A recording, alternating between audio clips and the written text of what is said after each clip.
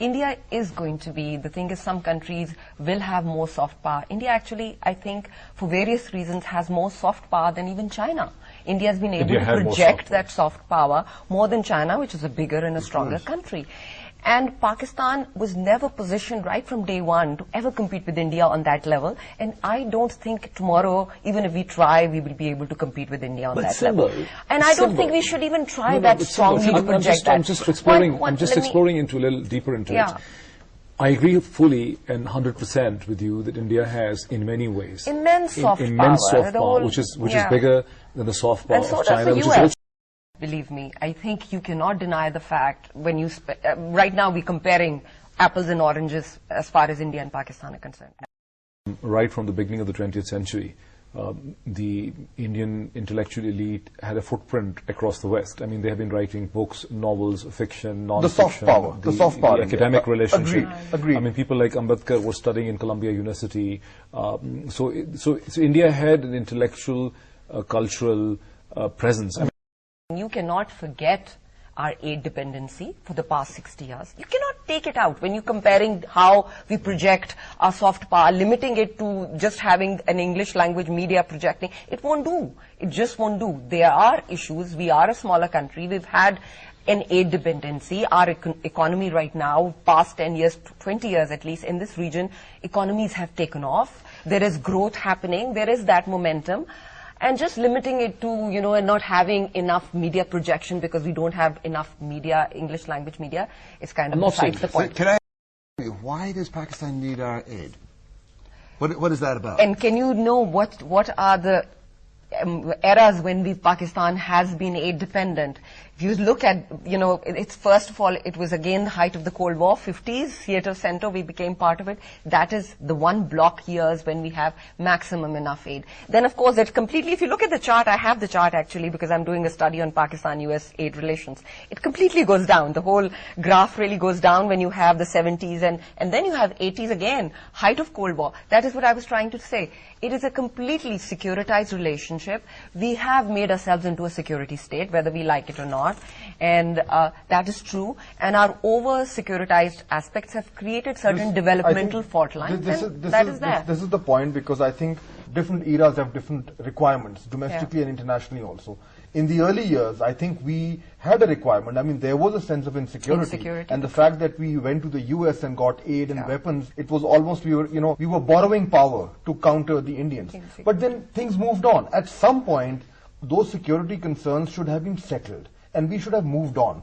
India did move on, quite late. Maybe India never had a security relationship with the United States. They didn't. But they moved with the times. I mean, right now, if Pakistan seems to be swimming against the tide of history, and the whole world seems to be saying, there's something wrong with you guys, you know, there may be some truth in that, because if we are following policies which were devised 40 years ago, the world has moved on.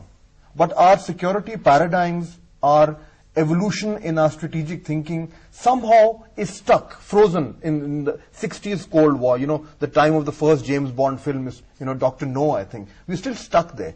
Till we move on, till we don't shed off this security paradigm which she was talking of, we will remain dependent.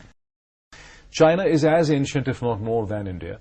It has all kind of history, and it has very deep financial markets. It is the production engine, manufacturing engine. It holds $1.5 trillion of United States reserves. But Chinese culturally are very different from the Americans and from the Western world. They do not have that kind of cultural penetration when they go to Europe, when they engage the Americans inside their media, their press. Indians, on the other hand, who do not have that deep financial markets, who do not have that strong manufacturing and industrial base, but have an ability to engage the Western thought, the Western intellect. Do you not agree that if Pakistanis have a greater ability to engage the Western thought, which Pakistanis do not have? How is that going to happen? Tell me, how is that going to happen, and why hasn't it happened over the past 60, 70 years? I think the only way it can happen, the only way, I'm quite pessimistic, I'm quite with Fahad that I don't think it's happening in any short term. The only way it can happen, only way it can happen is if we build enough equities at a people-to-people level. If you let me disagree. And it's not going to happen by American giving us aid all the time. I don't think that's going to happen.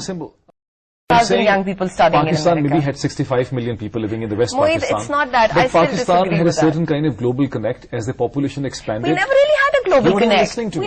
You're not even trying to understand what I'm saying. As Pakistan grew from 60s to the Pakistan in 90s and 2000 onwards, Pakistan has lost its ability to educate its masses and given them a global connect. Pakistani middle classes had a greater understanding and were greater and much more. Pakistan never really had a middle class. We didn't have a middle class. Moeed, let's be very clear. We have lost the connect. You see, Indians have a connect. Indians had a connect in 60s. They had built upon it. We and Indians were at the same level. In 1960s, Pakistani military, Pakistani civil services, Pakistani institutions in the private sector. Let me bring it back. Let me remind you of 1960s. Let me remind you of 1960s. What was happening in 1960s? It was the Ayub Khan time. The problem which lie at the heart of Pakistan right now, the civil-military disconnect, it was starting. It was what happened in the 60s which made you lose Bangladesh in 1971. Let's not be, kind of make it a very rosy picture. Yes, it was a very small elite. Problems were smaller. We were a very, the population was much more smaller. The problems were smaller, but the fault lines were laid. That is the time when the fault lines were being laid in Pakistan. It would help the world, and Americans, I think, understand Pakistan if it could produce a single leader that would speak for the country. And of course, Nehru was just young in his political career in 1947. Muhammad Ali Jinnah was dead within a year, I believe, right?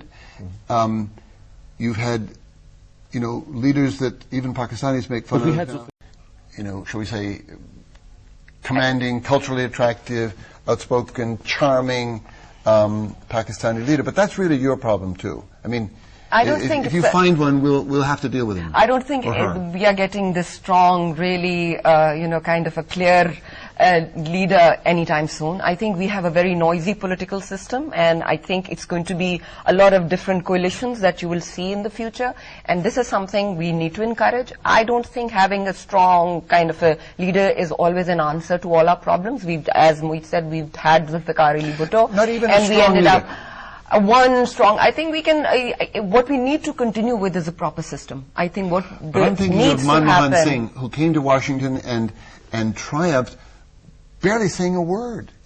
But that's because he has his whole country behind him, because he's standing representing India. They're saying that he doesn't take a step without taking a phone call from Sonia Gandhi. That is what is said about him. But he represents the institutions of a very strong democracy, a very big country, and a very, kind of a stable system, one of the biggest stable systems.